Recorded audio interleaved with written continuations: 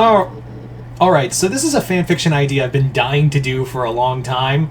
Probably because, like, this is a thing we could actually see, right? Like, this is something Dynamite Comics could do because they have both titles, they have both titles under their house. So come on, Dynamite, give us something really cool. You only gave us 2 Mars Attacks crossovers. You haven't done a Kong one yet, so... Come on. I'm giving you this idea here out there in the ether. So this is Mars Attacks King Kong.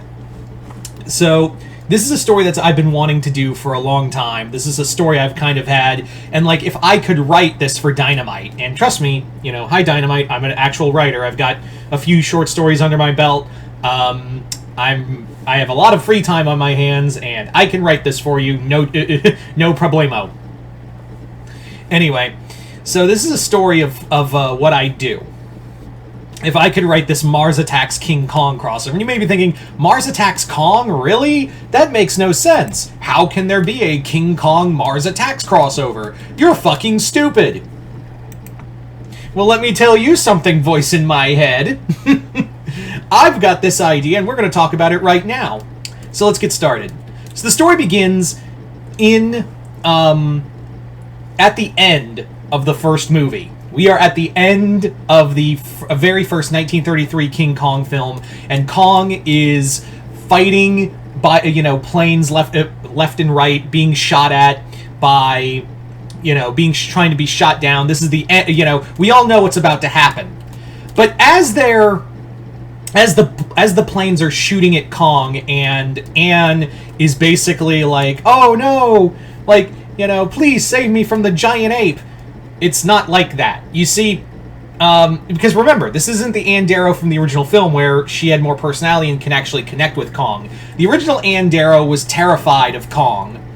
And, yeah. So basically, while this is going on, while Kong is having his last stand on the Empire State Building, basically what happens is, during the fight, something comes down from the clouds. It's a flying saucer. And the biplanes are like, what the fuck is that? The pilots in the biplanes are like, I don't even know what that is. They start firing on it. The saucer just starts blasting them, no problem. Like, it's not even giving it, like, nonchalant. And actually, like, beams up.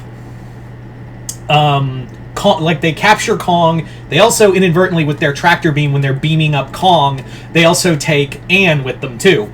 Now in this version, Jack is with Carl. Carl goes with Jack to help save Anne.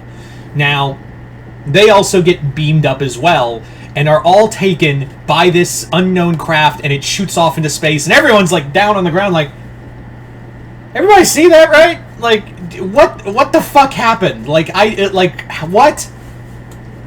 So the ship takes Kong, and Carl and Jack. It takes all 3 of them and is headed back to Mars. And of course, the Martians are like, "Hey, fucking humans are here!" So they capture the 3 human, their 3 human pests. Take them down below, but they, manage to wrangle Kong. But, of course, Kong doesn't go quietly.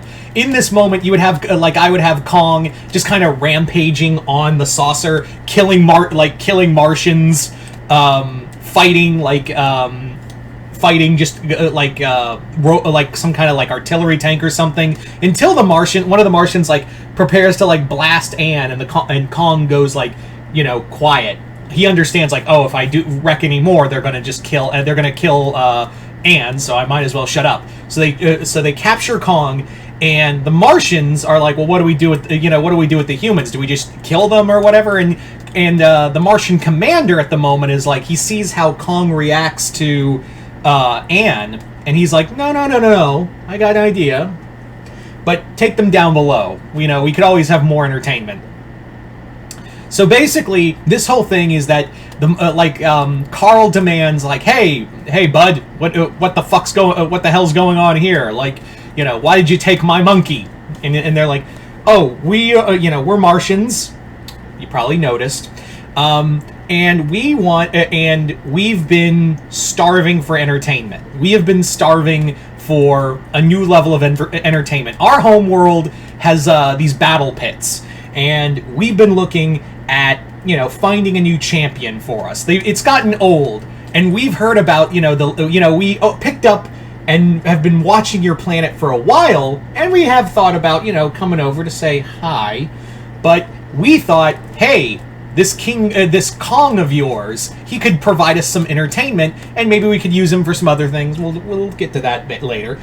But yeah, so we're gonna take the monkey, and if you guys want to live, you'll play nice. The blonde woman we need.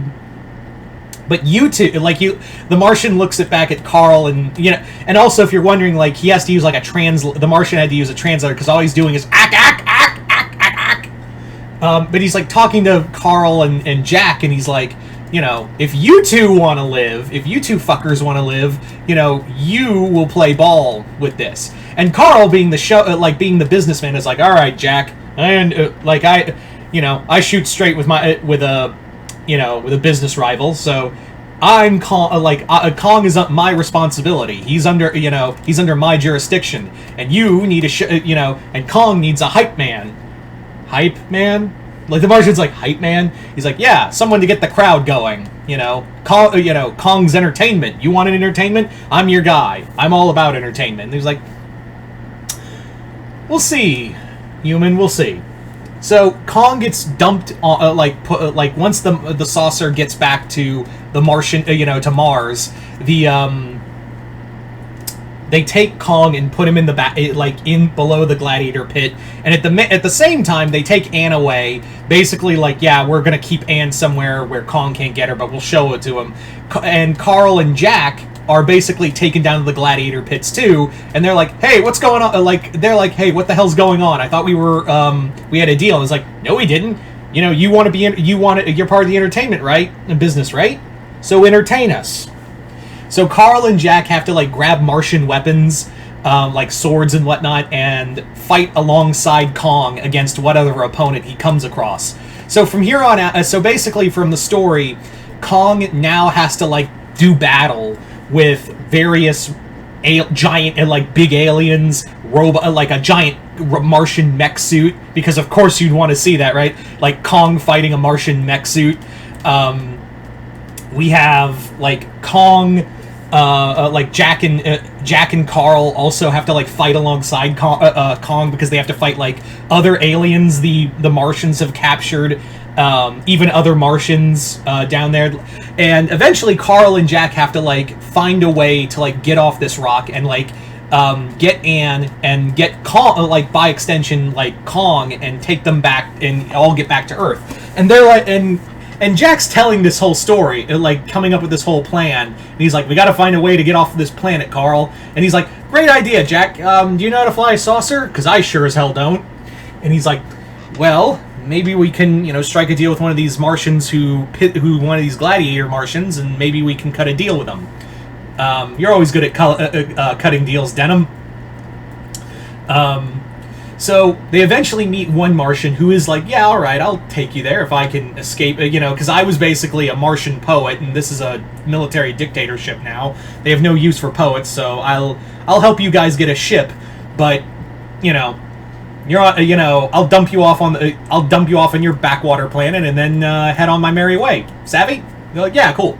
So from there, they have to go find Anne. So one night, Carl and Jack manage to escape their bonds and go looking through skulk through the Martian city to find Anne. And they eventually do find her. They actually do manage to recover her. But the thing of it is that Anne, the Martians, even though they show images her to Kong, they basically what they've done is just remove her head and put it in a jar and then use her body like a toy for the Martian Emperor. Pretty fucked up. So now they have to find a way to free save Anne and put her head back. But at the same time, Carl's like, I got an idea. We need a big distraction, right? So I got an idea. So Carl goes back, breaks out Kong, and we get Kong rampaging through the Martian city. He just completely just starts smashing the Martian home city, and fighting his way through Martian monsters, big insects they make, big Martian bugs they make grow to huge sizes, stuff like that. Like, it's just all out. It's just an all-out fight for Kong. Eventually, with the Martian they made friends with help, they managed to reattach Anne's head. Carl, Jack, and Anne and the Martian slave find a ship. They get there. They actually try to beam up Kong, but the thing of it is like the tractor beam gets damaged during Kong's fight with one of the mech suits, and they're like, well, shit, we can't leave him. He's done so much for us, but he's like, I'm sorry, we have to go. So Kong watches as the humans return to Earth, and he's left on Mars. And when they get, the Martian they allied themselves with, beams them down and is like, good knowing you guys, good knowing you humans. I'm gonna go flee. This will make a hell of a poet story. Rockets off, and they're like, oh shit, I wish we could have saved Kong. But there's nothing we could have done. I hope he died. I hope he died fighting. But then we cut back to Mars, and we see that Kong has devastated the Martian homeworld, and he's just kind of like sitting there, and eventually he does see like a big Martian war fleet coming his way, and he's just pounding his chest, roaring like, "Bring it on!" And that's where the story ends, with Kong getting ready for a new last stand against the Martian horde. So there you go, guys. That is pretty much Mars Attacks King Kong. Like I said, this is a story that you could easily do for Dynamite Comics. And again, to any writers out there who work for Dynamite Comics, I'm more than happy to do this as a book. I'm more than happy to write this as a comic. I've got writing credits. Not a lot, but a few, and I would love to do this as a legit thing. Just saying. Anyway, so you guys tell me in the comments below, what did you guys think of Mars Attacks King Kong? Did you guys like it, hate it? Comment below, let me know. Other than that, hope you all enjoyed this. I'm Mr. Multiverse. I'll see you next time in the Multiverse.